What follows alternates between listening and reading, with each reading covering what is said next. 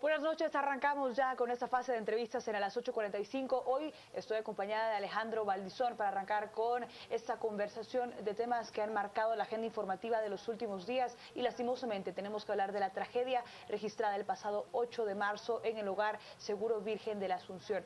Hoy estaremos hablando de la captura de 3 altos funcionarios de bienestar social y además cuáles son las implicaciones y actos a seguir mañana en el Congreso de la República. Para ello nos acompañan 2 invitados aquí en el set de las 8:45 y una persona más en la vía telefónica. Para arrancar le damos la bienvenida a la diputada Ninette Montenegro de la bancada Encuentro por Guatemala y también a Jorge Santos de la Unidad de Protección a Defensores de Derechos Humanos. Más adelante tendremos al ex procurador de los derechos humanos, Sergio Morales, en la vía telefónica para poder abordar este mismo tema. Alejandro, buenas noches. Arranca buenas noches, Ana Lucía. Diputada. Buenas noches. Buenas noches, licenciado Santos, buenas noches. Hoy pues conocemos la captura del ex secretario de Bienestar Social, la ex subsecretaria y también el director del Hogar Virgen de la Asunción. Sin embargo, este es un caso donde se dieron muchas alarmas, donde se dieron muchas denuncias, donde es una situación que se conocía con anterioridad, se había denunciado los abusos, las situaciones que se estaban dando en este y en otros centros similares. ¿Quiénes más podrían, en su opinión, resultar responsables? Es decir, hubo negligencia, por ejemplo, de la Procuraduría General de la Nación, de la Procuraduría de Derechos Humanos, del mismo Ministerio Público que tuvo conocimiento de estos hechos y fue negligente en su actuar. Yo diría que sí. Fíjese que nosotros el 15 de noviembre del año 2016 llevamos a la secretaria de la Secretaría de Bienestar Social, entonces Rosana Mérida, y ahí sí que le endilgamos toda la serie de acontecimientos que habían habido, como violación de una niña de 10 años, abusos aparentes, no aparentes, abusos de los monitores, de los entrenadores, de psicólogos, etcétera. Y en ese momento ellos nos dijeron que iban a hacer un esfuerzo por seguir coordinando en una mesa técnica que tenían con la Procuraduría General de la Nación y que iban a trasladarnos la información de lo que habían hecho, porque nosotros habíamos visto ahí que sí tenían personal por horarios, en la mañana hay personal nocturno, o sea, los niños nunca estaban solos y más o menos son unas 320 personas las que hay en el personal. Me sorprendió mucho ver que lo que tenían era solo relaciones aparentemente de cooperación, lo cual es importante, pero no la función de la Procuraduría General de la Nación, que de conformidad con la Ley de Protección a la Niñez, artículo 107, claramente dice que es obligación de la Procuraduría General de la Nación el resguardo, protección y abrigo de la niñez desprotegida, presentar denuncias incluso ante el Ministerio Público cuando estos son víctimas de abuso. Y dice para ausentes, niños y personas abandonadas. En el caso de, hay una comisión también. Esta comisión fue creada precisamente con la Ley de Protección Integral de la Niñez. Esta comisión se llama Comisión de Protección a la Niñez, tal vez es bastante. Tiene que tener un representante del Ministerio de Educación, Salud, Seguridad, Gobernación. Tiene que tener también de la PGN, un representante del organismo judicial y hasta un representante del Congreso de la República. Dígame, ¿dónde está esa comisión? Y en el caso de la PDH, pues hay que reconocer que estuvo haciendo denuncias insistentes y creo que el Ministerio Público en su momento no accionó como corresponde, porque las denuncias se venían presentando desde el 2012, ¿verdad? Incluso tomó medidas precautorias. Y por último, en este caso quiero contarle algo que nosotros hemos estado detectando, y aquí lo traemos, es que es tan mala la situación en este hogar seguro que el protocolo de contratación para personas es el mismo de un piloto que el de un pedagogo o el de un maestro instructor. Es el mismo protocolo. O sea, no existe más bien protocolo, porque no va usted a comparar a un pedagogo con un piloto o con un catedrático o con un psicólogo, ¿verdad? Señor Santos, la diputada ya ha relatado diferentes actores y personas en específico que pudieran hacerse ver como los responsables de esta clara falencia del Estado. ¿Cómo está respondiendo el Estado guatemalteco y cómo podemos calificarlo ante esta tragedia que ha sucedido, sobre todo en el tema que concierne a los derechos humanos? Bueno, primero, muy buenas noches y evidentemente creo que sumarme a esa expresión ciudadana de la sociedad guatemalteca de dolor e indignación frente a los hechos. Y creo yo que al día de hoy podemos seguir midiendo y evaluando el comportamiento del Estado en su conjunto y de toda la institucionalidad pública. En estos momentos todavía hay muchos padres de familia que tenían a sus hijos e hijas en este hogar que todavía no cuentan con la información necesaria sobre la ubicación exacta de sus hijos e hijas. Entonces diría yo que es inoperante y hay que marcar a nuestro juicio tres grandes momentos. Uno, todos los eventos sucedidos antes del 7 de marzo, una N cantidad de denuncias interpuestas por organizaciones de derechos humanos, organizaciones especializadas en niñez y por propias niñas que habían salido de la protección de dicho hogar. Entonces, digamos, todos los eventos previos donde hay denuncias gravísimas de violencia y violación sexual, malos tratos, tratos crueles, inhumanos, actos de tortura, mala alimentación, bueno, una serie, digamos, de hechos que han sido denunciados frente al Ministerio Público y que constan en una serie de fiscalías, diría yo, tal vez las más importantes, la Fiscalía de Delitos contra la Vida y la Fiscalía Especializada en el Delito de Trata. Por el otro lado, los eventos del 7 de marzo, que es la fuga de estas niñas que se denuncia el 7 de marzo. Posteriormente llega la presencia de más de 100 efectivos de la Policía Nacional Civil. Hay en apariencia una serie de enfrentamientos entre estas adolescentes y la policía. Son retornadas al hogar y los eventos del 8 de marzo. En todo ese, digamos, camino y esta ruta que estoy marcando, hay un comportamiento inoperante de la institucionalidad pública que no, digamos, hace prevalecer, ¿verdad?, el criterio de hacer valer el bienestar del niño o la niña, en este caso en particular, que es a lo que obliga la ley a cualquier funcionario de cualquier institución pública. Y los eventos posteriores, tanto del 8, el no permitir el ingreso de los bomberos, el mantener cerrado con candado el lugar donde a los padres de familia. El no responder a los padres de familia, y el día de hoy una inoperancia para conocer con exactitud el paradero de muchos de estos niños y niñas, creo que marca una serie de negligencias que deben de ser sancionadas administrativa y penalmente. Tenemos al señor Sergio Morales, ex procurador de los derechos humanos, en la vía telefónica, a quien le damos la bienvenida, buenas noches y un agradecimiento por tomar nuestra llamada. Señor Morales, ¿cuál es la lectura que usted puede darle a esta tragedia ocurrida el pasado 8 de marzo? Antes que nada, muchas gracias por esta oportunidad. Por un sentimiento que me ha surgido después de escuchar al presidente de la República, que es como pretender aquí no aplauda. Y realmente eso no solamente no es cierto, sino que es hasta una especie de falta de respeto para las víctimas. Aquí hubo 40 niñas que fueron asesinadas por el Estado. Y en ese tipo de acciones muchos son culpables. No es verdad que las niñas se hayan fugado, porque un centro de protección no son criminales, son simplemente personas en protección.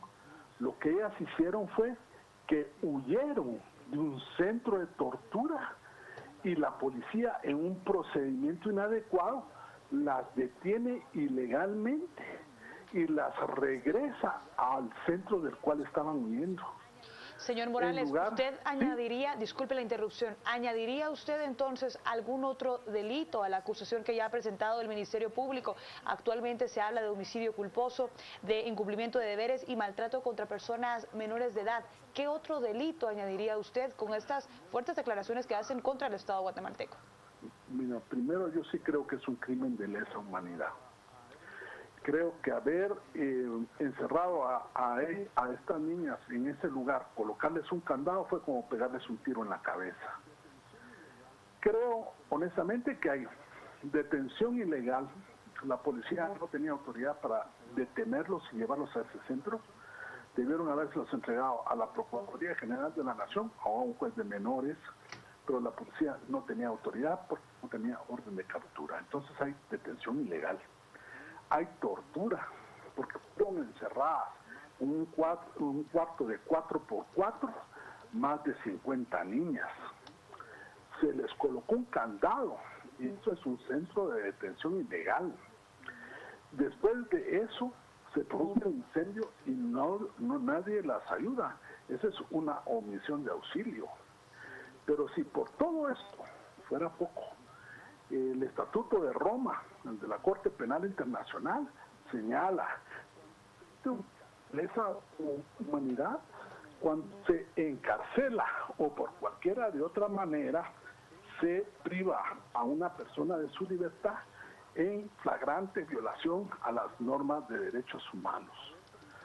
Haberlas encarcelado, haber permitido que murieran, haberlas detenido ilegalmente, haber permitido la tortura, haber permitido la trata de blancas, haber permitido la prostitución, configuran un crimen internacional y eso no debe ser tolerado por la sociedad ni por nadie, que se disminuya la intensidad y la gravedad del hecho.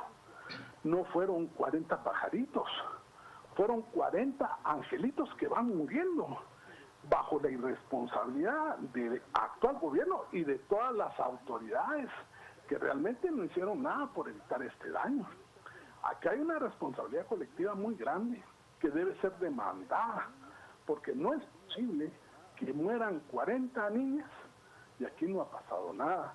Es un problema de revisión de protocolos, es un problema de revisión de responsabilidades, ¿no? Aquí hubo un crimen internacional, un crimen de lesa humanidad. Señor Morales, usted está haciendo acusaciones bastante serias y bastante graves. Realmente yo creo que todos coincidimos, toda la población coincidimos que hubo una tremenda negligencia, una tremenda ineptitud, una serie de situaciones terribles y una falta de una adecuada administración de un centro como tal.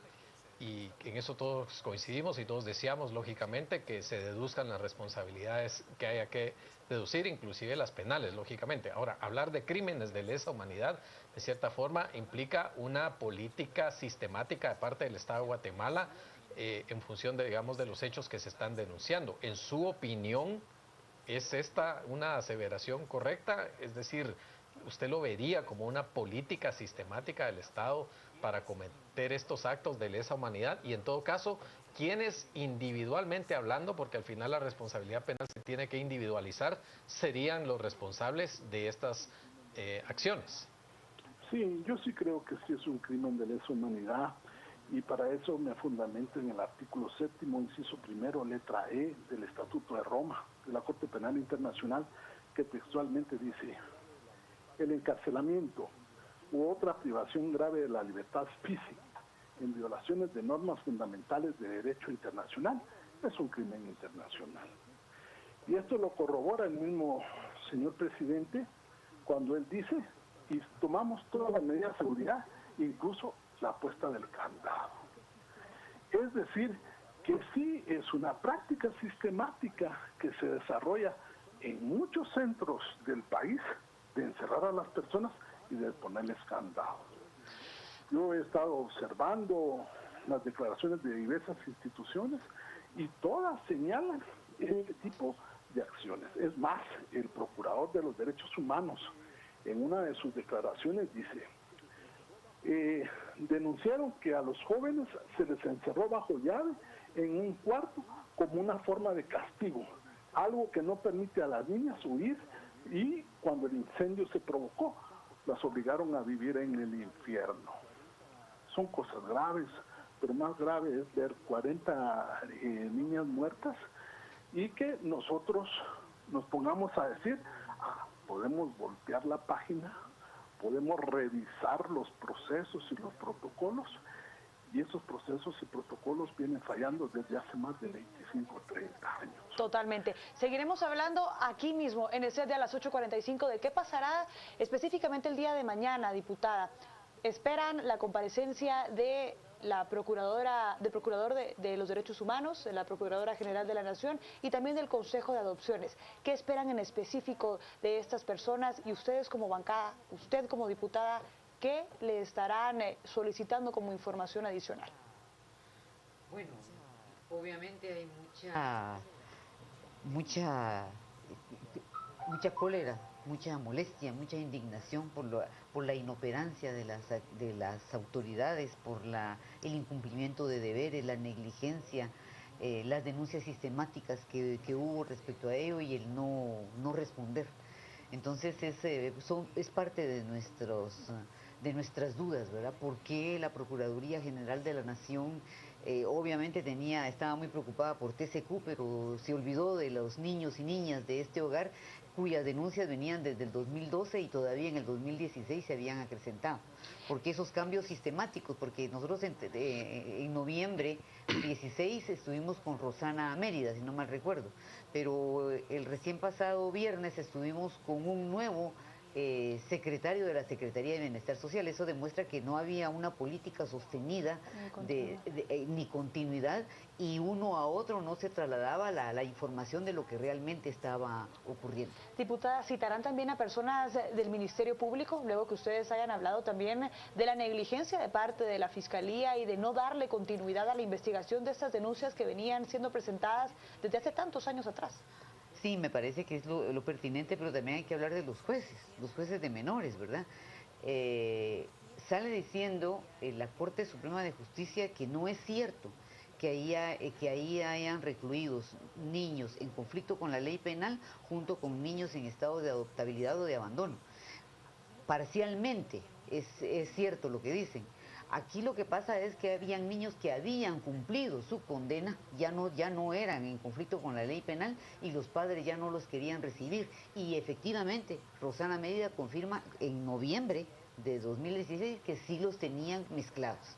Y eso ya es otra cosa más que se agrava, porque esto es prácticamente una negligencia y una inoperancia espantosa, en donde lo que había era mucha actitud de indiferencia hacia la niñez. Y otra cosa, había todo un aparataje entre el 2008 al 2012 que estaba montado con toda y muchas cosas, pero que había cierta sensibilidad. A partir del 2012 el gobierno del PP desmontó y desmanteló toda la institucionalidad que había ahí, y por clientelismo, por amiguismo, puso a muchas personas, y este gobierno no se queda chiquito.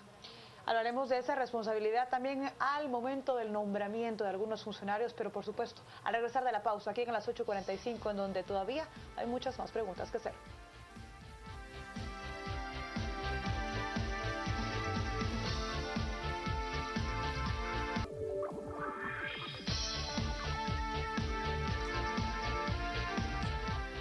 Gracias por continuar en sintonía de Canal Antigua. Vemos ahora cuáles son las opiniones de nuestros televidentes a través de las redes sociales. Tenemos ya el comentario de Raúl. Mientras la PGN haga de todo, no cumplirá con nada. Urge un instituto de servicios de protección de la niñez. Elmer Palencia, esta tragedia no es resultado de acciones actuales, es el cúmulo de una serie de inacciones por parte de muchos actores. Y por último, Rafael Maldonado, Anabela Morfín debe ser antejuiciada por el caso Hogar Seguro. Tenemos ya estos comentarios para ustedes, Alejandro. Gracias, Rocío.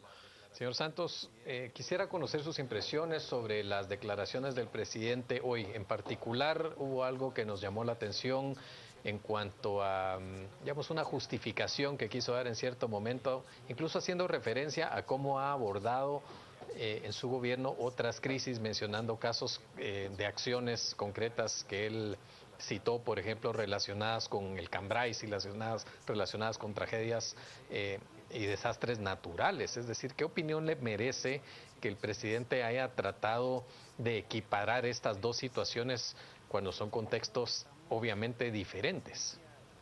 Sí, es que yo creo que estamos frente a la presencia, evidentemente, de la idoneidad de funcionarios de diversas instituciones, incluyendo al propio presidente de la República.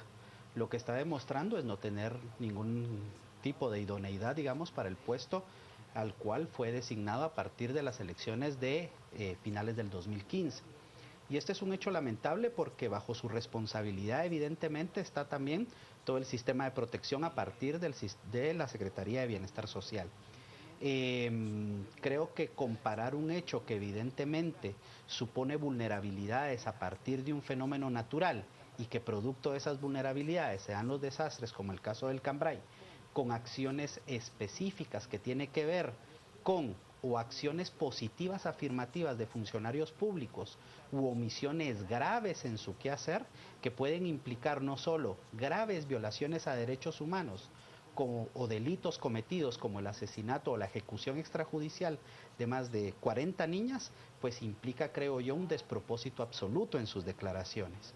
Y creo que ha evidenciado desde el primer momento, primero no asumiendo la responsabilidad, dando la cara, digamos que era lo que le correspondía en el primer momento, sino hasta muy después, ahora intentando generar procesos de identificación de solicitud de ayudas que no corresponden. En el caso de tratar de identificar si existen expertos en incendios, digamos, para determinar el origen del fuego, nos parece no solo equívocas todas sus acciones, sino nos parece que no ha dimensionado en realidad las dimensiones y la gravedad de los eventos que estamos enfrentando como sociedad y como Estado.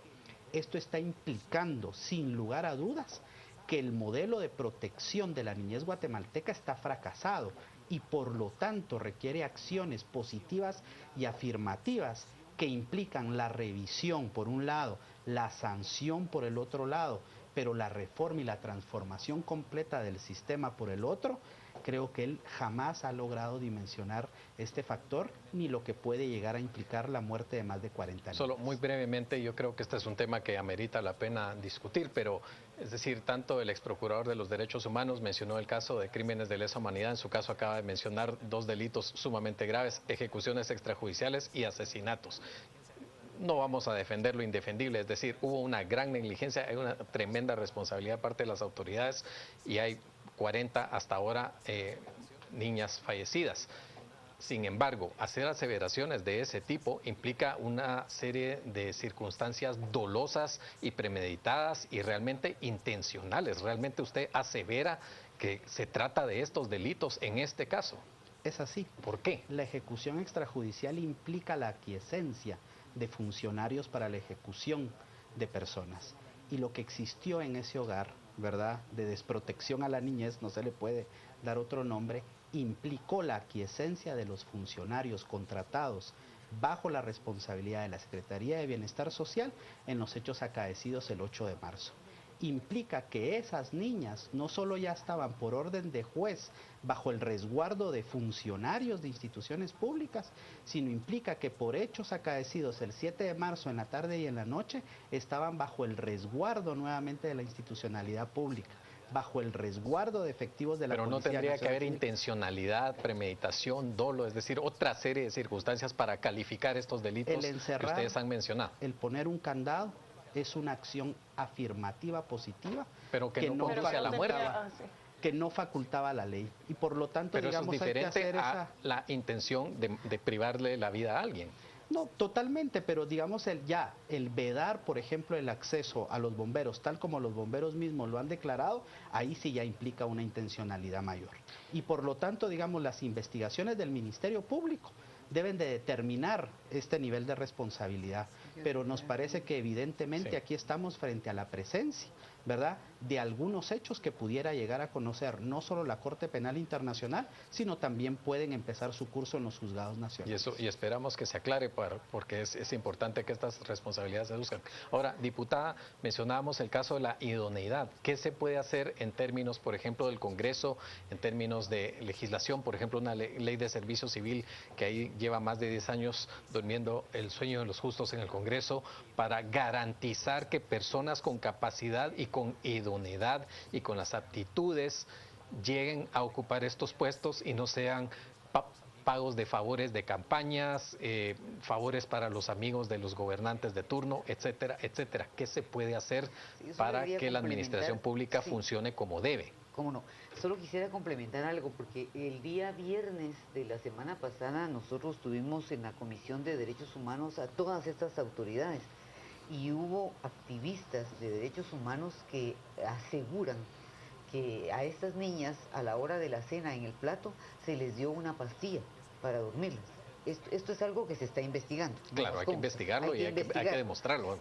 Como también se investiga que dicen que ellas mismas prendieron fuego, ¿no? Y se dice también que, no se dice, sino que habían alrededor cuidando el lugar 100 policías, que bien pudieron escuchar los gritos de las niñas, pero no llegaron en auxilio.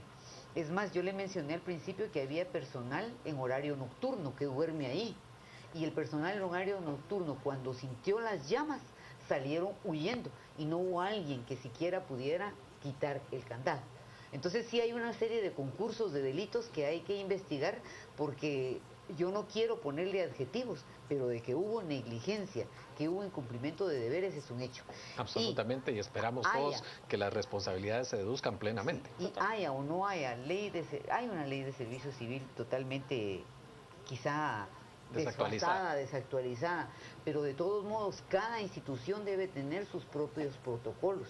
Pero lo que yo entiendo es que en estos hogares la Secretaría de Bienestar Social en la actualidad se ha desresponsabilizado tanto que no existen protocolos ni siquiera de seguridad, de cómo actuar en un caso como el ocurrido.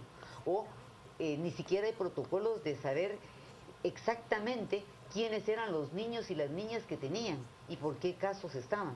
Y eso porque nosotros hemos pedido la lista. Ni siquiera tienen la totalidad del personal que tienen. Sobre la línea de lo que pregunta Alejandro, diputada, ¿estarían ustedes también accionando penalmente en contra de quienes ustedes consideren por el delito de nombramientos ilegales?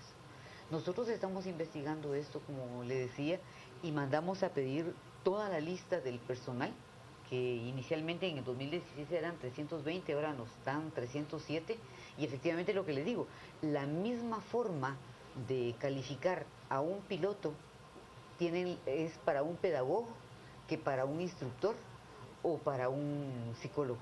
Entonces eso nos llama poderosamente la atención, o sea, no había ni siquiera un formato, no había el menor interés, y en ese sentido no había una institucionalidad en favor de la niñez, ni la comisión de la niñez funcionaba. Y sí, nos reservamos el derecho de poner las denuncias penales que en derecho corresponden, las denuncias que en derecho corresponden. ¿Presentarán denuncias también o citaciones a la Policía Nacional Civil? Y también, diputada, si nos pudiera decir cuándo estarán haciendo que los representantes del Ministerio Público puedan responderles a ustedes por la negligencia que ha sido clara en los últimos años. Imagínense que la Ley de Protección a la Niñez dice, no me recuerdo si es en el artículo 87, pero dice que la Policía Nacional Civil, obviamente, tiene una comisión especializada para atender a la niñez y para darle apoyo, capacitación y orientación.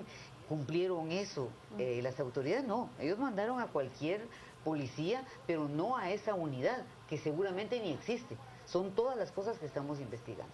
Para ya terminar, al señor Morales, a quien le agradecemos por haber permanecido en línea, le preguntamos, ¿qué esperamos después de mañana? ¿Cuáles deberían de ser los protocolos o medidas a tomar en consideración por parte de las autoridades del Estado? Bueno, yo pienso que hay dos acciones ineludibles. La primera, realmente creo que el presidente de la República está perdiendo una oportunidad muy importante. Esa oportunidad es que él debe convocar realmente a un diálogo nacional para tratar no solamente el tema de niñez, sino que muchos otros temas que hay en el ambiente, como son la mortandad de niños, el aumento de la pobreza, y que este diálogo tenga un carácter vinculante con una Asamblea Nacional Constituyente, porque es necesario un nuevo pacto social. Eso por una parte. Y lo que sí es definitivamente el segundo elemento, es que hay que hacer justicia. Hay 40 niñas que nadie les va a regresar la vida y que alguien tuvo que tener la culpa. Y yo sí aseguro que no es culpa, es dolo. Todavía no entiendo por qué se puede calificar de homicidio culposo un acto realmente salvaje, porque hubo detención ilegal, hubo, tortura, hubo encarcelamiento ilegal, y solo esos elementos ya crean el crimen de lesa humanidad.